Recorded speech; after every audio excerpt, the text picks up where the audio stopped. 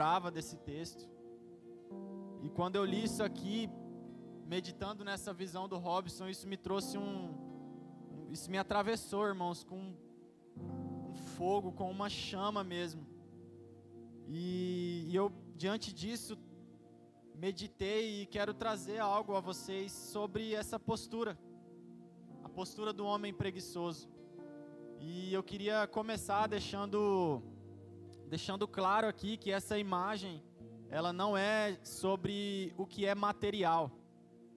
O homem preguiçoso e o seu campo se trata de um contexto espiritual, embora possa ser aplicado naquilo que é material, né? Mas o homem preguiçoso era um homem preguiçoso na vida espiritual com o Senhor. E o que pode definir uma obra, um muro, um fundamento, como na visão do Robson, que está abandonado, que está com lodo, que está em ruínas? O que pode definir isso? Uma palavra que o Senhor me trouxe diante desse texto e meditando nessa palavra foi a palavra negligência. E eu gostaria de trazer em cima desse texto a postura do homem negligente ou a postura do homem preguiçoso. E até, se você quiser anotar, eu intitulei essa mensagem aqui como o perigo da negligência em tempo de restauração. E eu quero aplicar isso, irmãos, em tudo que o Senhor tem falado ao nosso coração. E o Senhor falou ao nosso coração como igreja que nós estamos em um tempo de restauração. E a negligência, meus irmãos, ela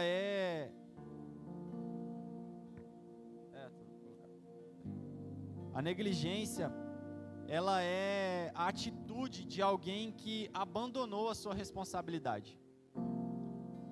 Um negligente, ele não é uma pessoa que simplesmente errou. O negligente, ele errou depois de ter sido instruído. O negligente é alguém que erra sabendo o que está fazendo. Quando um negligente está tendo uma postura como essa, quando o homem preguiçoso está tendo uma postura como essa, ele está tendo uma postura totalmente consciente daquilo que está acontecendo. Ele sabe que, e agora eu me atenho a essa imagem do homem preguiçoso e o seu campo de provérbios. Ele sabe que o campo dele precisa ser cuidado, ele precisa ser arado. O homem ali preguiçoso, o dono desse campo, ele sabe que existe um trabalho a ser feito no seu dia a dia.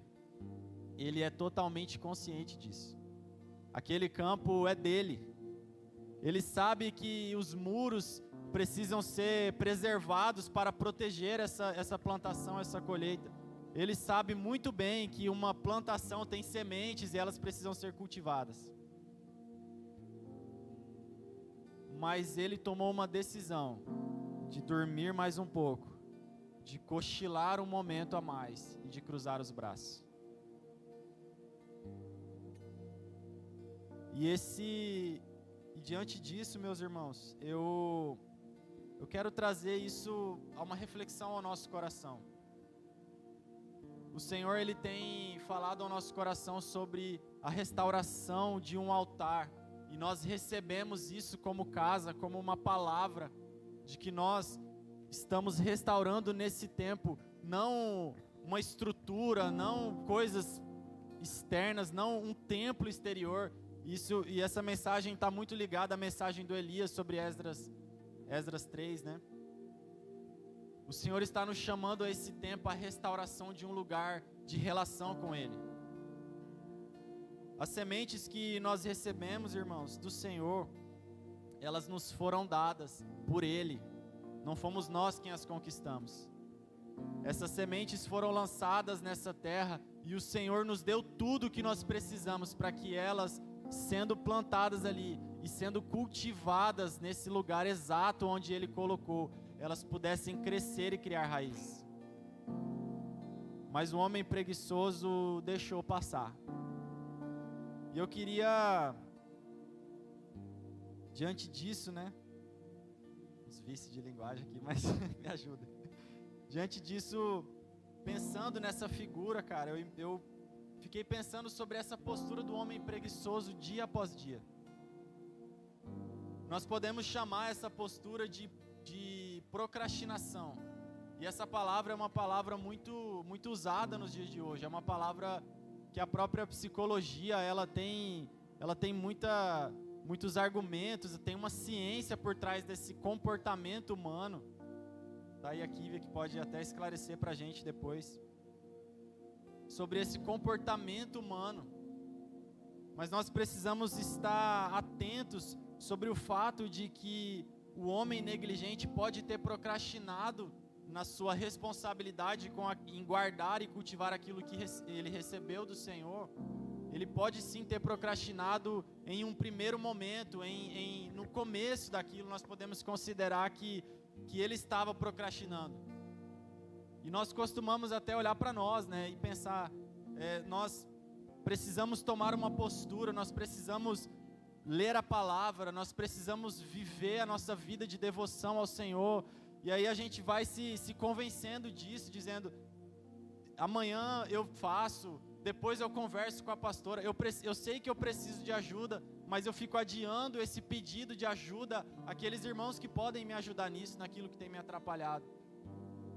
Muitas vezes nós olhamos para comportamentos como esse e tratamos isso somente como procrastinação.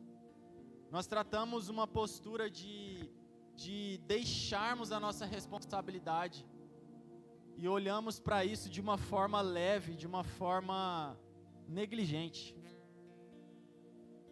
Eu quero sempre voltar a essa figura de um homem preguiçoso com o seu campo lá, sendo deixado mais um dia. Um dia se passou, 2 dias se passaram, 30 dias, e ele não tomou uma postura de pedir ajuda para orar. Ele não tomou uma postura de ler a palavra, de se arrepender diante do Senhor. Mais um dia se passava e ele não tomava a postura de confessar o coração, confessar um pecado. E o tempo ia passando. E esse texto fala que os espinhos iam encobrindo, e eles encobriram esse campo, sufocaram a semente, e o sábio ali que observava essa imagem, ele via que tudo estava morto naquele lugar, não tinha frutos, o campo ele não produziu nada, porque os espinhos que foram deixados crescendo aos poucos, eles sufocaram essa terra. Os muros que estavam ali para proteger, eles estavam arruinados, eles estavam deixados, abandonados. E nós precisamos entender, irmãos, que a procrastinação, ela pode até existir e ser um fato no comportamento humano, como diz mesmo a psicologia. Mas quando nós estamos conscientes daquilo que nós fazemos, essa postura, ela se parece mais com uma rebeldia do que uma simples procrastinação. O homem preguiçoso, a partir do momento que o campo estava tomado de ervas daninhas e de espinho, ele não era mais só um cara preguiçoso e um procrastinador, ele era um rebelde. Quando o campo já estava cheio e ele sabia que aquilo era talvez irreversível, ou precisaria de anos para resolver esse problema, para tirar todos esses espinhos, para salvar o campo, ele tomou uma decisão de deixar, ele abandonou o campo. Então muitas vezes a nossa postura, ela até se parece, porque nós se acostumamos a ser leves com essa postura, a chamar de procrastinação, de dificuldade, aquilo que na verdade é uma rebeldia no nosso coração. Mas a negligência, irmãos, ela pode comprometer aquilo que o Senhor nos deu. A negligência pode produzir espinhos que sufocam a semente daquilo que o Senhor depositou em nós. Nesse tempo, irmãos, eu creio que essa mensagem ela será realmente muito breve. Eu quero ser pontual naquilo que o Senhor colocou no meu coração. Nesse tempo, o Senhor tem nos chamado a consagração e a voltarmos o nosso coração totalmente a Ele. O Senhor tem nos dado palavras, como o próprio Joe disse no domingo passado, que ele tinha uma palavra há uns dias e a pastora pregou exatamente aquilo que ele queimava em compartilhar com a igreja. E são mensagens de adequação, de nós olharmos para o tempo que o Senhor mesmo já está nos falando, nos mostrando claramente que nós estamos e nos adequarmos a Ele. Nesse tempo, irmãos, o Senhor nos chama, como nós experimentamos aqui nesse tempo de adoração, são tempos de prostração, são tempos de nos dobrarmos aos pés do Senhor. A consagração, irmãos, ela não se faz somente pela festa, pelo júbilo, isso faz parte, mas o nosso júbilo, a nossa festa só será genuíno se o nosso coração estiver prostrado diante do Senhor. Antes do júbilo, como nós temos falado aqui também, antes do júbilo precisa haver arrependimento, precisa haver lamento. Nós não podemos nos enganar, irmãos, e achar que sermos quentes e a gente vir aqui num tempo de adoração, num turno de oração e intercessão, numa vigília, e a gente gritar e cantar e extravasar, isso significa ser quente. Não, cara. Ser quente, queimar por Jesus significa estar atento à voz dEle, significa estarmos aqui nesse momento e se for uma palavra que nos corta e nos chama a nos arrependermos, nós fazermos isso, nós não nos deixarmos levar pelo depois eu faço. Eu tenho algo a entregar, não, mas eu vou conversar com a pastora essa semana. Eu tenho algo contra o meu irmão e eu vou levar isso, um dia eu resolvo, eu preciso me entender. Mas, irmãos, nos dias de Joel, como nós também temos falado aqui, o povo é chamado a rasgar o coração. Eu quero lembrar vocês essa palavra. O Senhor nos chama a dias de lamento, jejum e lágrimas, porque são dias de conserto. Isso se faz com corações rasgados. Essa palavra rasgar, no original, ela é uma palavra usada para falar de um animal que foi dilacerado por outro animal selvagem na natureza. Eles viam um animal todo despedaçado e usavam essa palavra. Olha, ele foi rasgado ali, ele foi dilacerado. E esse chamado de Joel, ele não fala só, abram o coração, chorem diante do Senhor. Ele nos chama a dilacerarmos o nosso coração. É despedaçar tudo, irmãos, até não ter nada que esteja ainda em nossas mãos, nada que esteja inteiro diante do Senhor. Agora, porém, voltem-se para mim de todo o coração, com jejum, lamento e pranto.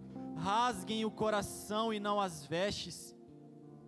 Esses dias requerem de nós, irmãos, uma postura radical de rasgarmos o nosso coração. Não rasgue as suas vestes, irmão, se o seu coração não estiver sendo rasgado primeiro. Não se engane. Não se engane, porque o próprio Senhor chama o povo ao arrependimento e Ele mesmo os previne. Antes de como era o costume da época, colocar pano de saco, cinzas na cabeça, antes de você rasgar as vestes publicamente, rasgue o seu coração. Antes de você entregar sacrifícios, entregue um coração contrito.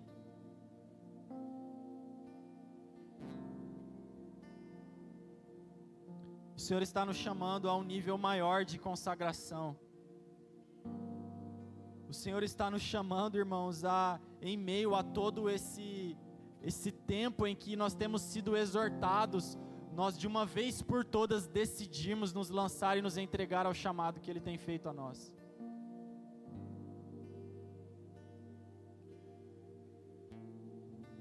Antes disso, eu quero lembrar, antes de continuar dentro disso, que nós recebemos uma palavra como casa, de que o Senhor enviaria uma chuva serôdia. E o Senhor, até que eu me lembre, tem falado ao nosso coração dentro desse tema. A Dulce trouxe a palavra sobre os poços. E essa palavra fala de uma adequação diante de algo que virá. E o Senhor falou que viria uma chuva sobre nós. Mas eu quero ser assim, incisivo nisso. Quando essa chuva vier e ela virá, irmãos, como ela te encontrará? Como ela encontrará o seu coração, os seus poços? Quando o avivamento do Senhor vier, quando o derramar da presença dele vier, como essas águas encontrarão você?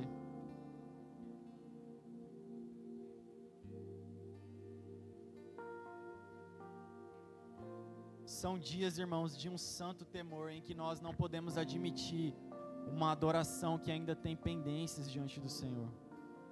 Nós não podemos admitir um campo espinhento. O homem negligente admitiu os espinhos.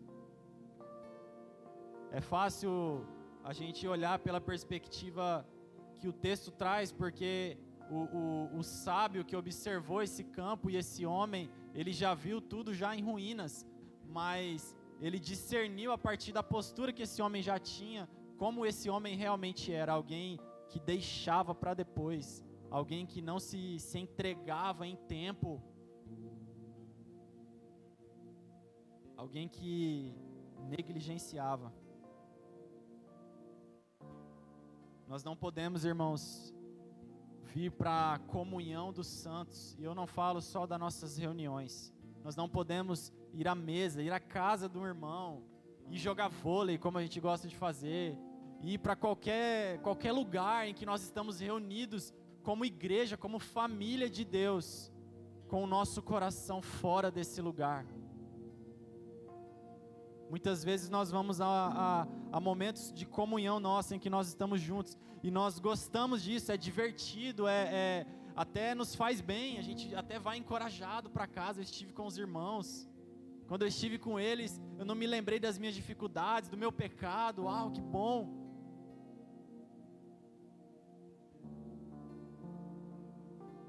Mas a vida da igreja, irmãos, não se resume a reuniões. O arrependimento não é só para o culto. O arrependimento não é só para a igreja nas casas. Se no meio de um vôlei lá a gente está jogando, e você precisar e eu precisar gritar: irmãos, eu estou aqui sendo falso, eu preciso de arrependimento, orem por mim. Cara, essa é a hora da gente parar tudo, parar de jogar e orar por você. A nossa vida como igreja, ela não é uma vida normal. O nosso vôlei não é um vôlei normal. A gente está ali, mas a vida de Deus está ali. A vida de Deus não está só quando a gente tem uma programação específica, um propósito específico espiritual, de evangelizar na rua, de uma igreja nas casas. O Senhor, irmãos, Ele deseja nos tocar. Ele deseja, irmãos, tocar a nossa adoração. O Senhor deseja nos levar a um lugar onde a nossa devoção e adoração é sincera diante dEle. Onde os nossos sacrifícios, ainda que exteriores, ainda que a nossa expressão de dança, de música, de gritos, de palavras ao Senhor juntos como igreja, ainda que isso aconteça, o anseio do Senhor é ver que isso vem de dentro de nós. O lamento precede dias de júbilo, porque os dias de júbilo só são genuínos se eles são em verdade, cara, em verdade interior.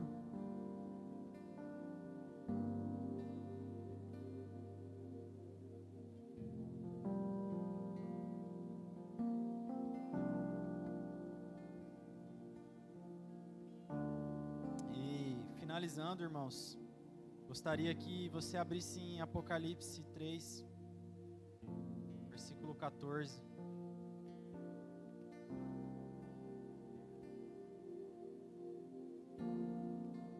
Oh, glória.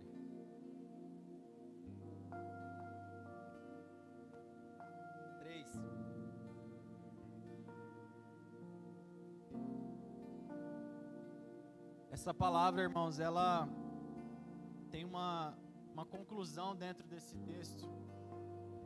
E ontem, meditando e orando, colocando diante do Senhor sobre isso, sobre esse tempo aqui, eu me lembrava muito da mensagem do Elias sobre a restauração do altar, porque a restauração do altar, ela foi feita coletivamente.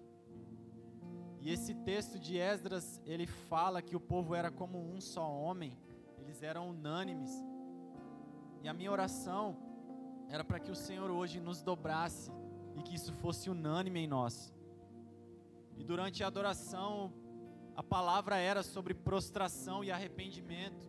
E a igreja estava nesse lugar e isso confirmava o meu coração.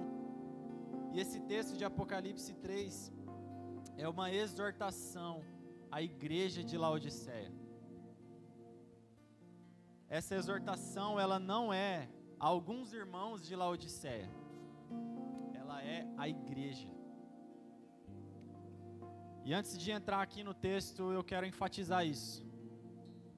Quando é liberado aqui, ou o Senhor libera sobre a igreja, uma exortação, uma palavra, essa palavra ela atinge a todos nós. Talvez você se identifique com o homem negligente que deixou o campo ser todo arrebentado por espinhos, ou talvez você se identifique só com uma parte disso. Independente do estado em que você esteja, essa palavra também é para você. O Senhor nos chama a virarmos uma chave, irmãos, de que nós somos um só povo, nós somos um corpo.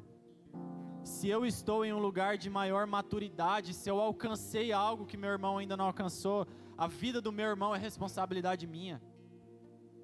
Talvez você não vai pastorear ele ou discipular ele diretamente, mas você pode interceder por ele. Você pode ter um olhar de compaixão pelo seu irmão. E o Senhor nos chama a esse sentimento, a esse entendimento, mas muito mais que o entendimento, a essa consciência de que nós não somos indivíduos diante do Senhor. Essa palavra ela não fala de um povo que está separado, ela chama todo o povo, desde Joel até Apocalipse e Esdras 3, que o Senhor tem falado ao nosso coração. O chamado é para um povo.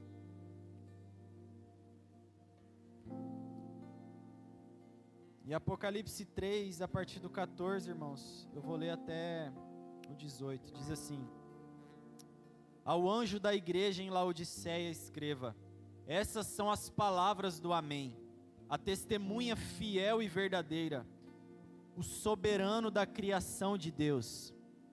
Conheço as suas obras, sei que você não é frio e nem quente. Melhor seria que você fosse frio ou quente. Assim, porque você é morno, não é frio e nem quente, estou a ponto de vomitá-lo da minha boca. Você diz: estou rico, adquiri riquezas e não preciso de nada. Não reconhece, porém, que é miserável, digno de compaixão, pobre, cego e que está nu. Irmãos, até aqui no 17, o Senhor fala a uma igreja que, sendo bem, não tem como esgotar isso aqui, mas é uma igreja autossuficiente. A igreja de Laodiceia, ela se sentia abastada porque ela olhava para as habilidades, para tudo aquilo que ela possuía, ela olhava para a estrutura que ela tinha, inclusive o quanto ela beneficiava, servia aos pobres, ela fazia tudo com muito, eles eram excelentes naquilo que eles faziam, mas era assim que eles se enxergavam. No versículo 17, o Senhor fala como eles realmente são. Não reconhece, porém, que é miserável, digno de compaixão, pobre, cego e que está nu.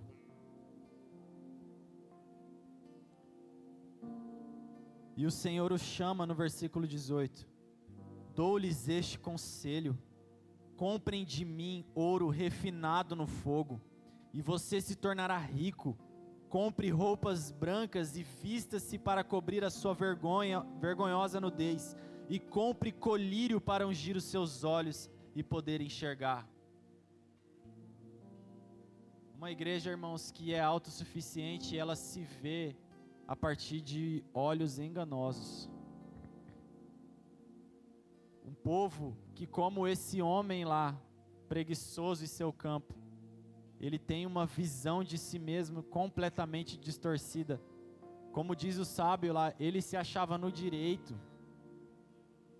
ele se convencia de que ele podia ter aquela postura, ele podia dormir mais um pouco. A igreja de Laodiceia aqui nesse contexto, ela se convencia dizendo: eu estou abastada, olha tudo que eu faço, olha como que é a minha movimentação, isso aqui está cumprindo a vontade do Senhor. Mas os espinhos, o engano do seu coração cegou o entendimento deles, e eles perderam o principal. Aqui no versículo 18, ele diz: dou-lhe este conselho, compre de mim ouro refinado no fogo, e você se tornará rico. O ouro refinado, irmãos, é uma figura da presença de Deus. É uma figura daquilo que, diante de qualquer coisa que nós podemos ter e buscar na nossa vida, irmãos, como igreja, diante do Senhor, é a sua presença. Nós temos falado aqui, nós temos insistido nisso, na verdade, o Senhor tem insistido em nosso coração como igreja, como povo. Comprem de mim ouro refinado. Em dias de restauração, existe algo a ser restaurado, e não são as paredes, não são as portas, não é os instrumentos que precisam ser restaurados, é o altar da devoção. Se isso for restaurado, irmãos, todo o resto, cara, não importa. Todo o resto não importa que tipo de estrutura nós teremos, não importa se nós teremos esse templo aqui, se nós teremos outro, se nós não teremos nada.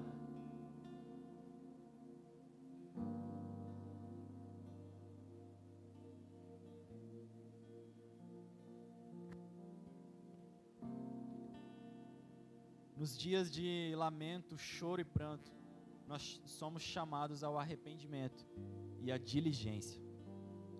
A diligência é o contrário da negligência. E não coincidentemente, no versículo 19, ele diz: repreendo e disciplino aqueles que eu amo, por isso seja diligente e arrependa-se. Como eu falei aqui, irmãos, talvez tudo isso que o Senhor tem falado ao nosso coração nesse tempo, nesses dias de restauração, o Senhor tem insistido em algumas coisas no seu coração, em nós como igreja, na nossa postura coletiva. E nesse tempo, o Senhor está nos chamando a voltarmos o nosso coração para Ele. O Senhor está nos chamando a deixarmos a postura de negligência. Não existe mais procrastinação para aqueles que entenderam. Para aqueles que entenderam, estão conscientes, se eles não se submetem, o nome disso é negligência. Mas hoje o Senhor nos chama, no versículo 20, eis que estou à porta e bato, se alguém ouvir a minha voz e abrir a porta, entrarei, cearei com ele e ele comigo. Eu não sei, irmãos, eu quero encerrar mesmo aqui. Eu não sei, como eu já disse, como essa palavra encontrou o seu coração. Enquanto eu orava e meditava, intercedia por esse tempo, o Senhor trazia muito ao meu coração que existiam processos que não estavam exatamente como a da figura aqui do homem de Provérbios, mas que estavam talvez começando isso.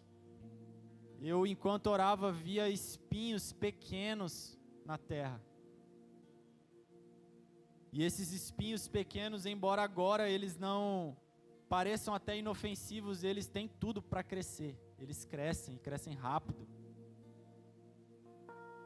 As ervas daninhas que vão tomando o campo, quem tem aí quintal sabe muito bem, o mato ele cresce muito rápido. Tem um mini quintal lá em casa que de 2 em 2 semanas ele é uma floresta. Irmãos, não se engane. Se hoje o seu coração se encontra talvez com o campo normal, tudo parece normal, mas você tem tido uma postura de dormir mais um pouco, de relaxar em decisões e respostas que você precisa dar, que parecem ser pequenas. Não se engane. A igreja de Laodiceia também, assim como o homem preguiçoso em seu campo, ela não chegou nesse ponto aqui de uma hora para outra.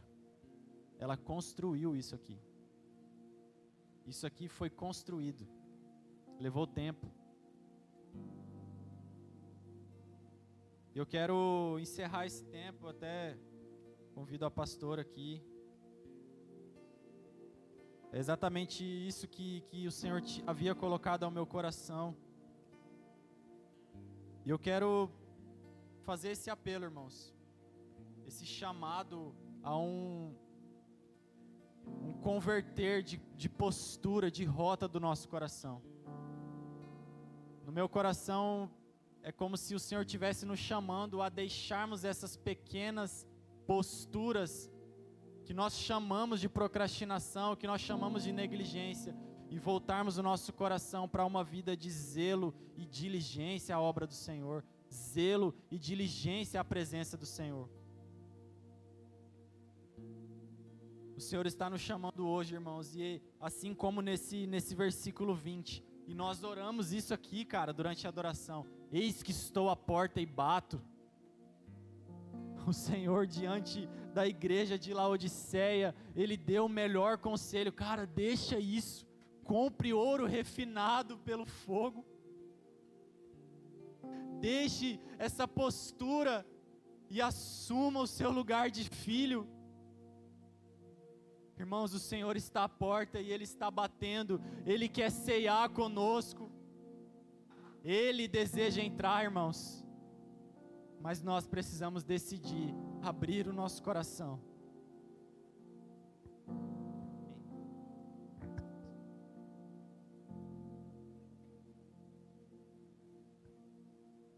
Aleluia, Jesus.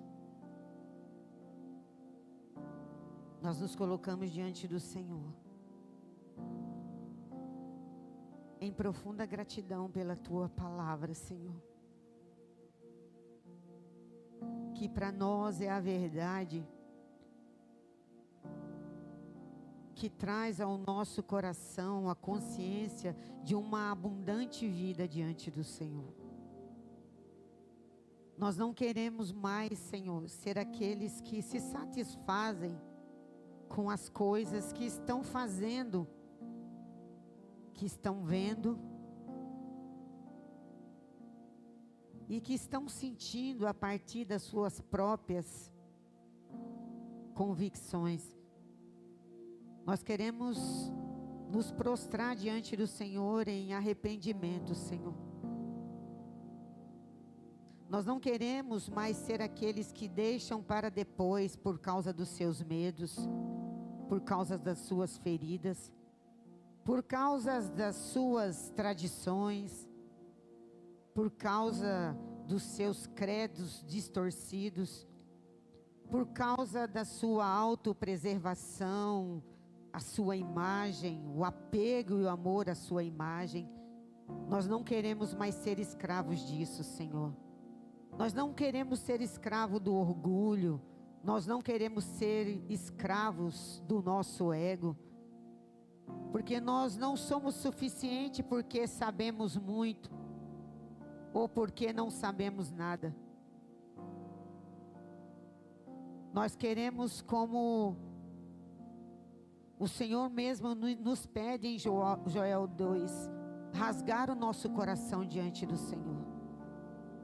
Nós não queremos mais ser aqueles que adia arrepender-se, que adia em obedecer, quem adia em se submeter, porque isso ainda revela em nós o quanto que nós temos de nós mesmos e quão dependente nós somos de nós mesmos e da nossa autossuficiência, seja pelos nossos conhecimentos, seja pelos nossos bens, seja pelo que nós construímos.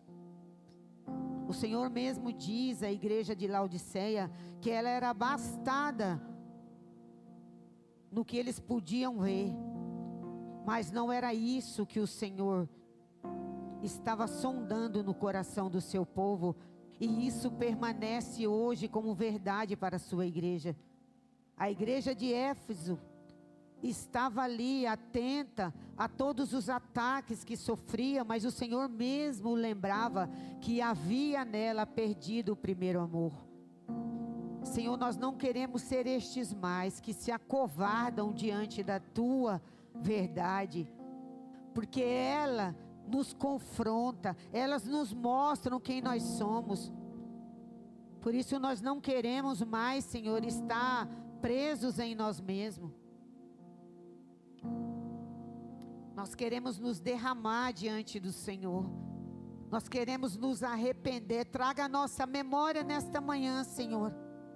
Aquilo que nos faz procrastinar, aquilo que nos faz ser indiferente ao que o Senhor nos deu como verdade e responsabilidade. O Senhor, quando nos criou, o Senhor mesmo disse que nós cultivaríamos e guardaríamos aquilo que o Senhor nos deu.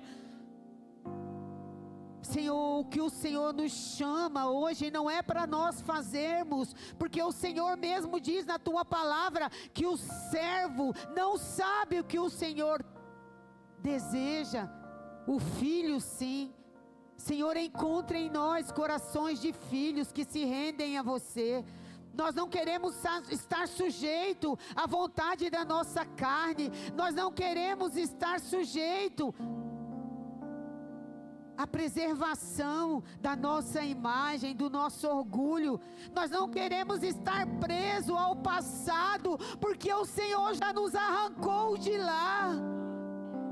A tua graça nos é suficiente. Não são mais as feridas que nos movem ou que nos paralisam. É a tua graça, o seu amor, a sua misericórdia que nos fez um novo homem e uma nova mulher, uma nova humanidade. Senhor, nós não queremos caminhar de forma individual, porque não foi para isso que o Senhor criou o homem. O Senhor colocou em nós um espírito vivente.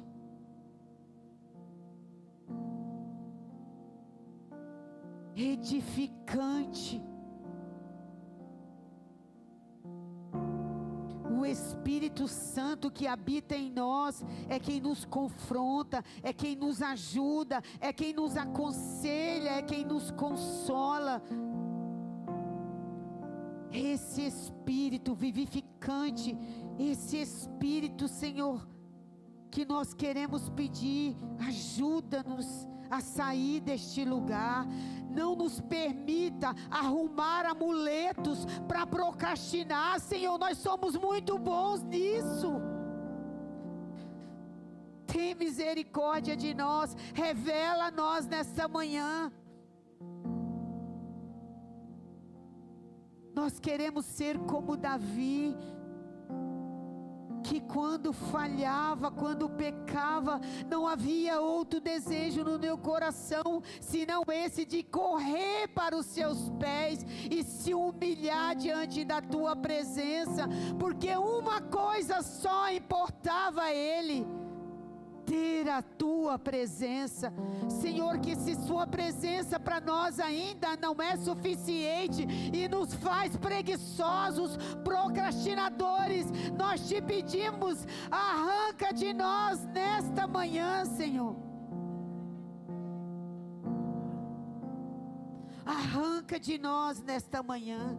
Traga a nossa memória de maneira, Senhor, clara, tudo aquilo que nos faz, Senhor, viver como preguiçosos, porque não é essa, Senhor, não é essa qualidade que o Senhor dá para o seu povo.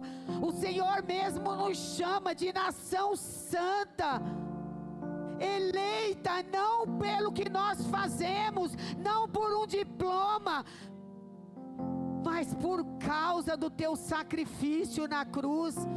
O Senhor nos chama de povo exclusivo do Senhor, não por causa do nosso mérito, mas por causa do teu sacrifício, da tua oferta na cruz.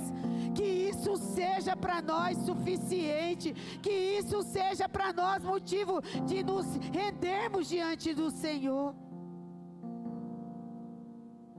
como Joel, Senhor, como profeta que falava ao teu povo e ainda fala. Nós queremos estar sujeita à tua voz nesse tempo de restauração. Nós queremos ser encontrados pelo Senhor dentro do tempo e do modo que o Senhor abriu para nós, como povo do Senhor, sermos restaurados e sermos a igreja relevante sobre esta cidade.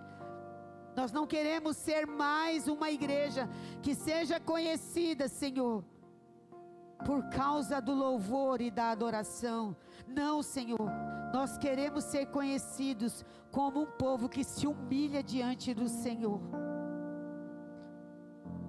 e que tem sede e fome pela tua presença, que quando ouve o toque da sua mão, diz: entra, Senhor, pode entrar, a casa é sua, faz morada em nós.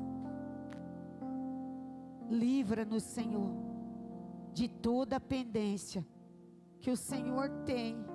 Livra-nos, por favor, nós te pedimos nesta manhã, pela sua misericórdia, livra-nos, Senhor. Nós queremos ser estes sujeitos ao Senhor todos os dias, a sermos lapidados, para que, como pedra preciosa que o Senhor nos chama, possamos construir para você um edifício que cresce bem ajustado para a glória do teu nome, Senhor. É o que nós oramos nesta manhã, no nome santo de Jesus. Amém. Glórias a ti, Senhor. Dá um abraço no seu irmão que está do seu lado e diga para ele: vamos junto, irmão. Vamos junto, irmão. Eu não sou melhor que você. Cristo que nos traz e que nos faz um povo precioso para Ele e por Ele. Amém, meus irmãos? Glória a Deus. Deus seja louvado por mais esse tempo.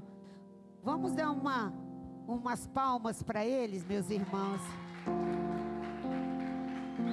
A gente vai deixando de celebrar essa